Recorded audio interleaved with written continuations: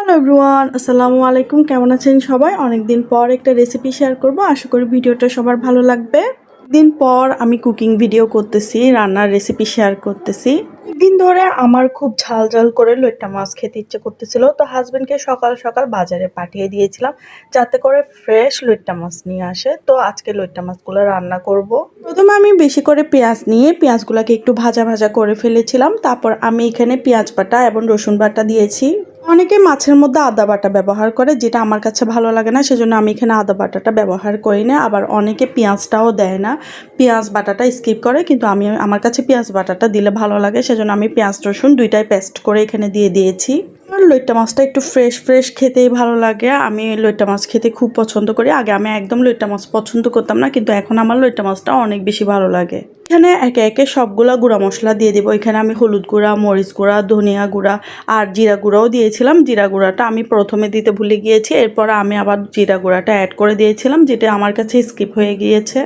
এরপর আমি এখানে মশলাগুলোকে ভালোভাবে মিক্স করে দিচ্ছি। মশলাগুলো দেখতেই পারতেছেন একটু শুকনা শুকনা লাগতেছে। এখানে আমি পানি ব্যবহার করব, না হলে মশলাগুলো পুড়ে যাবে। আসলে এক একজনের রান্না এক এক রকম, এক একজন এক এক রকমের করে রান্না করতে অনেক বেশি পছন্দ করে। আমি এভাবে করেই রান্না করতে পছন্দ করি। আমার লইট্টা মাছ জিনিসটা একটু ঝাল ঝাল করে খেতে অনেক বেশি ভালো লাগে। আমি অনেক সময় কিন্তু লইট্টা মাছ হাতে মেখেও রান্না করি, কিন্তু আজকে আমার থেকে হঠাৎ লইট্টা মাছটা এভাবে করে খেতে ইচ্ছে করতেছে। অনেক সময় না, আমি বেশিরভাগ সময় লইট্টা মাছ কিন্তু হাতে মেখে রান্না করি। আজকে আমার এভাবে খেতে ইচ্ছে করতেছিল, তাই আমি চিন্তা করলাম যে লইট্টা মাছগুলো আজকে এভাবে করে রান্না করে দেখি আসলে খেতে কেমন লাগে।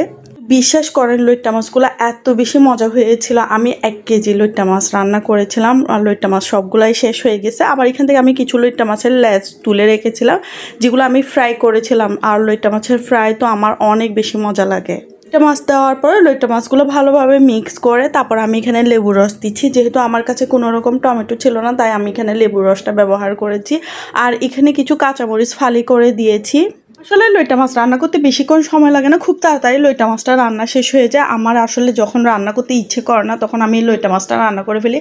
খুব তাড়াতাড়ি রান্না করা যায়। লইট্টা মাছটা দেখে বুঝতে পারতেছেন যে রান্নাটা কত ভালো হয়েছে, আর খেতে কিন্তু অনেক বেশি মজা হবে। তো ভিডিওটা এই পর্যন্তই। সবাই আমার পেজে একটা ফলো দিয়ে রাখবেন, আর ইউটিউব থেকে দেখলে অবশ্যই চ্যানেলটা সাবস্ক্রাইব করে রাখবেন। আজকে এই পর্যন্ত, সবাই ভালো থাকবেন। আল্লাহ হাফেজ।